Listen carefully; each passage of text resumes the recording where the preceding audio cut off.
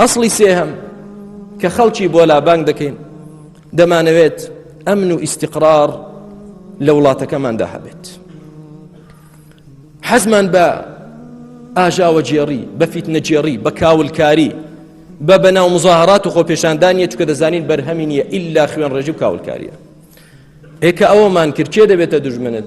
ئەو کەسە دەبێتە دوژمن و بۆهتانمان بۆ دەکا کە بازاری خۆی لە چیدایە، چۆن دەڵێ یەستاد و فی الماء العەکر، تا ئاوەکە لێڵ نەبێ ڕاوەکەی پێ ناکرێت، تا وەزع نەشڵەقێت و بوارەکە تێک نەچێ، ئەو ناتوانێت ئیشی خۆی بکە. بۆیە کە تۆ بە خەڵک دەڵێی هێدی بن، لەسەر خۆ بن، فیتنە مەکەن، ئاژاوە مەجێڕن، یەکسەر تۆمەتەکە حازرە. کاکەمانە بەکرێ گیراون. کام بەکرێ گیراوین؟ ئێمە ئەمڕۆ لە سلێمانی دەژین کە لە بەردەستی یەکێتیە، حکمی یەکێتیە لەم سلێمانیە، محافظی ئەم شارە یەکێتیە.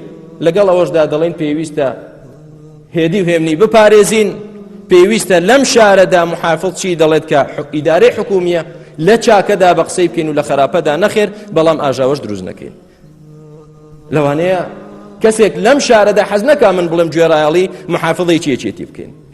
دوو ڕۆژی تر لەوەیە کابرای گۆڕان بێتە محافظی ئەم شارە، چیم وتوە هەمان قسە دەکەمەوە. ئەمڕۆ محافظەکەمان با کەسێکی گۆڕان بێ، پێویستە ئێمە شیرازەی شارەکەمان بپارێزین، ئەمن و ئاسایش بپارێزین، فیتنە دروست نەکەین و ئاژاوە نەجێڕین. ئێمە یەک دینمان هەیە، یەک منهەجمان هەیە. کابرای گۆڕان بێ، کابرای نازام چێ بێ، بە مەرجێک مسلمان بێ. ئەگەر کافریش بوو تاغوتێکە و بە خەڵک دەڵێن مسلمانان سەبر بگرن، تەقوای خوا بکەن، گەڕێنەوە لای خوا، ئامادەکاریەک بۆ ئەوەی خوای گەورە ڕزگارمان کە لەو زوڵم و لەو تاغوتە، چۆن موسا هەوڵیدا بەنو ئیسرائیل لە دەست فرعونی تاغوت ڕزگار کە. بەڵام خەڵک هانێن بۆ ئاژاوە جێڕی نەخێر. ئەمڕۆ هەرچی دێڵێ لەلایەکەوە معارەزە لێت ڕاست دەبێتەوە، کاکە ئەمانە پیاوی پارتین و پیاوی دەسەڵاتن و ئێمە لەگەڵ هیچ لایەنێک و لەگەڵ هیچ حیزبێک نین، لەگەڵ دینی خوا نەبێ، لەگەڵ سنەتی ڕەسوولی خوا نەبێ عەلەیهی سەڵاتو وەسەلام. بەڵام حەقەکە دەڵێن ئەمڕۆ یەکێتی پێخۆشە، بەیانی گۆڕان پێخۆشە، دوو بەیانی پارتی پێخۆشە، سێ بەیانی کۆمەڵ پێخۆشە، گوێمان نەداوەتەوەی چێ پێخۆشە و چێ پێ ناخۆشە. دەمانەوێت میلەتەکەمان تووشی کاولکاری و تووشی نەهامەتی و دەردەسەری و فیتنە و ئاژاوە نەبێت.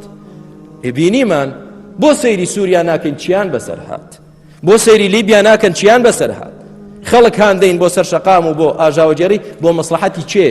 بۆ مەسلحەتی فلانە کەس کە ئەمڕۆ خۆی کورسی بەدەست نییە، دەی بیش شڵەقێنن بۆ ئەوەی کورسیەکە بکەوێتە دەست من. ئێمە ئەوە ناکەین، نامانێت ئەو میلەتە وەزعی لێ تێکچێت.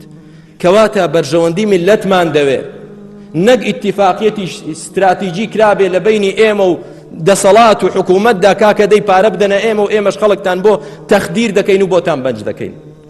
ئینسان دەبێت لە خوا بترسێ. ئەمە منهەجێکە ڕەسوولی خوا فەرموویەتی عەلەیهی سەڵاتو وەسەلام. ئەو ئەمری پێکردوین کە لە چاکەدا گوێڕایەڵ بین، لە خراپەشدا بە قسەی ناکەین، بەڵام ناچین ئاژاوە دروستکەین.